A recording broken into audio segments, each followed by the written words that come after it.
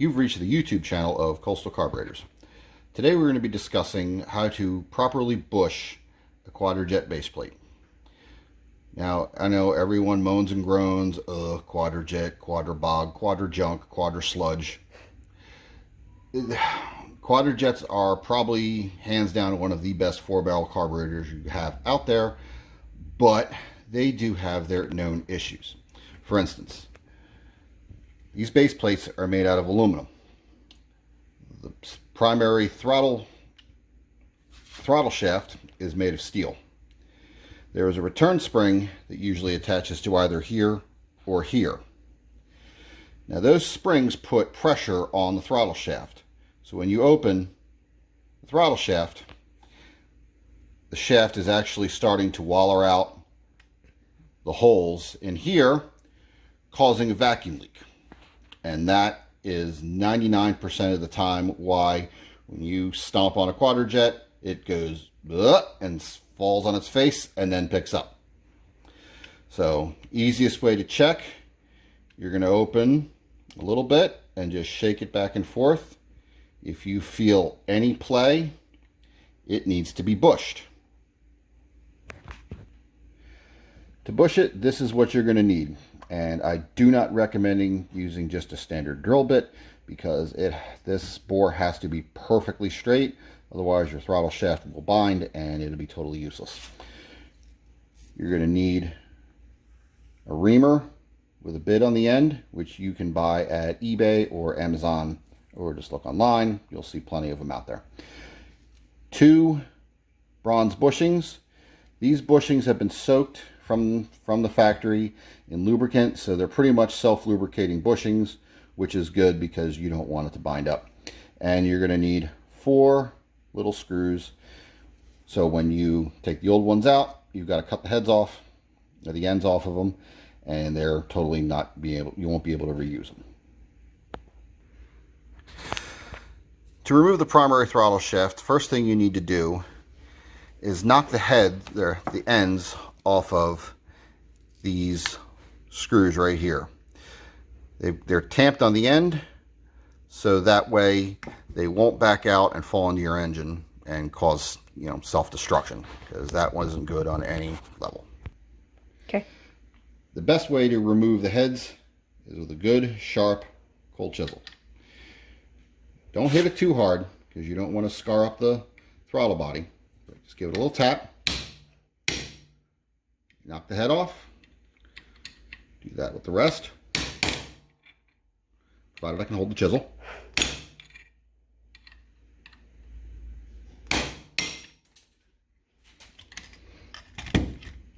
Turn around. Do the same thing on the other side.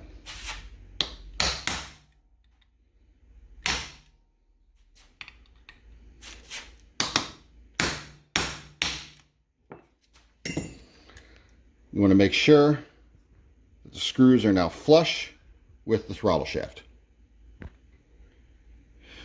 Once you've knocked those heads off, you want to take a good sized screwdriver, something that's not too loose in the screw, and just work it back and forth a few turns just to make sure there's no burrs or anything on the ends, and then just back them out slow. If you feel any kind of binding or tightness, stop what you're doing, try to run it back in so you don't break the screw off in the throttle shaft, and knock a little bit more off of it.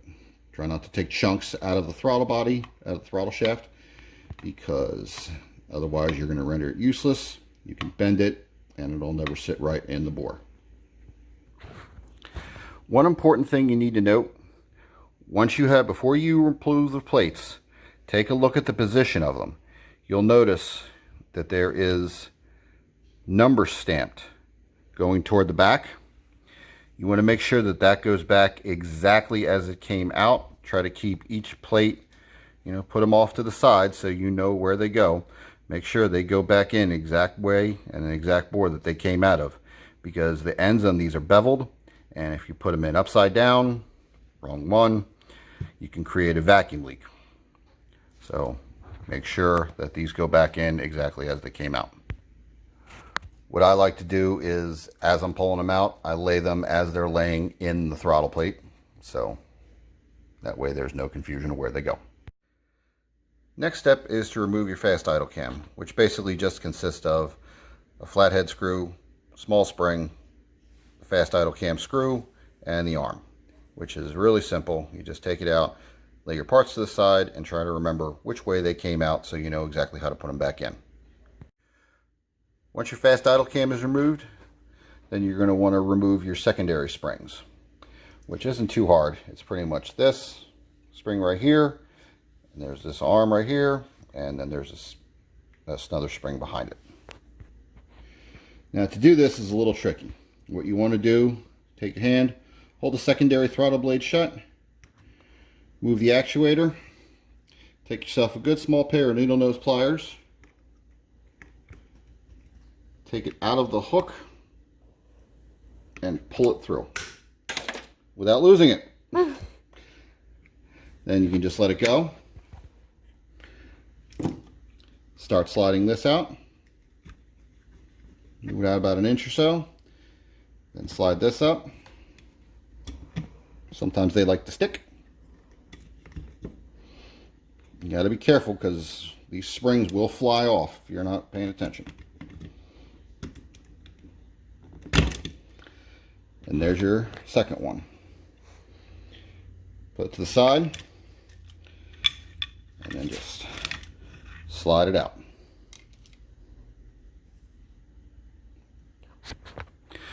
Once you pull your primary shaft out, you want to check it for any kind of rust, straightness, make sure everything looks okay. This green coating on here comes from the factory. It's Teflon, which helps in lubrication of it.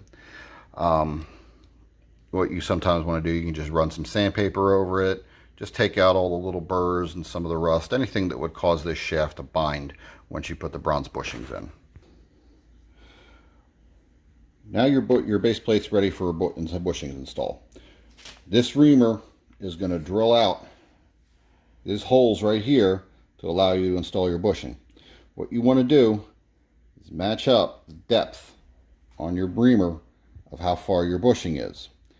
Make yourself a little reference mark so that way you know exactly how deep you got to go.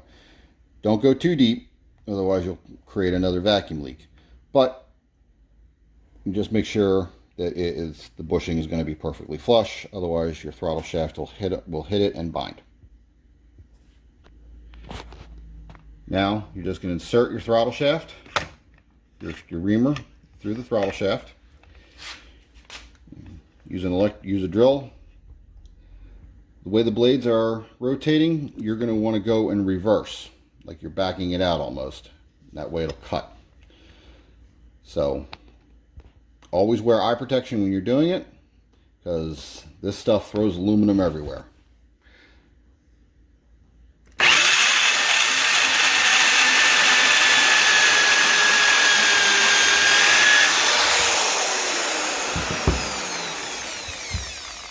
And now the other side.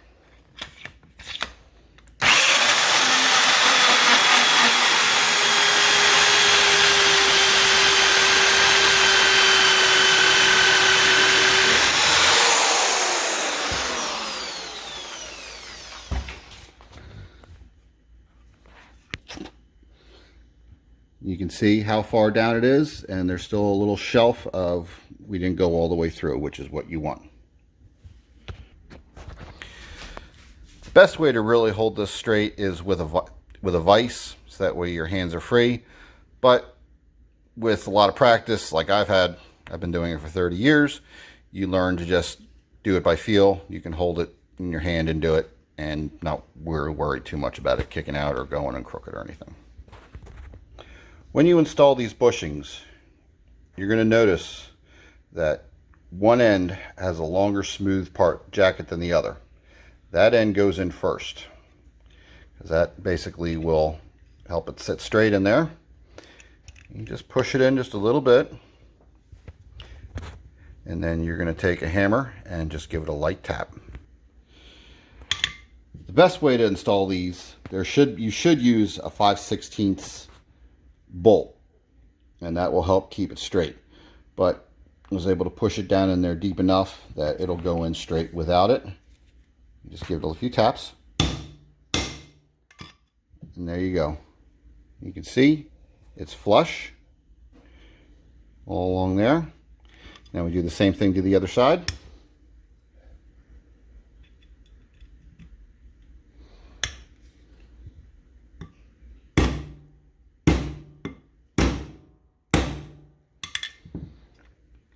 Flush.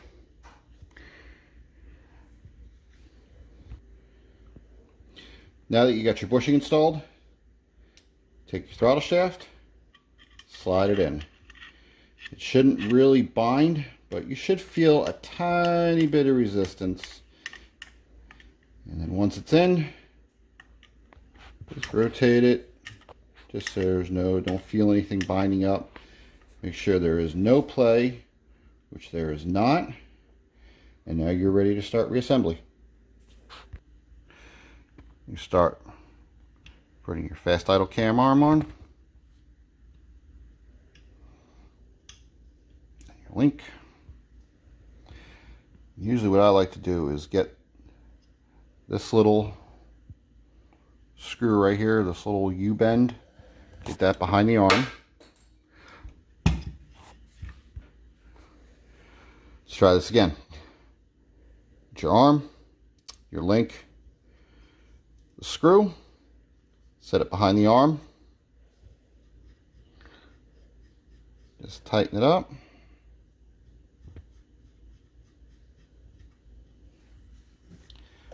your screwdriver, tighten the screw down, then you want to take your spring and put it right behind there. Which isn't that difficult. Just use your thumb, hook it in,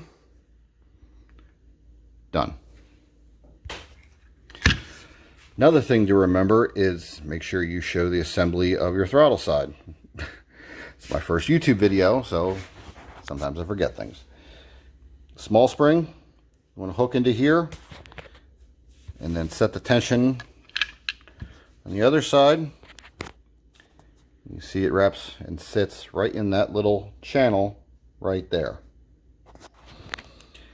And then your other spring, you want to put it on exactly the way you took it off. Use a finger, hold your secondary throttle plate. Move this back.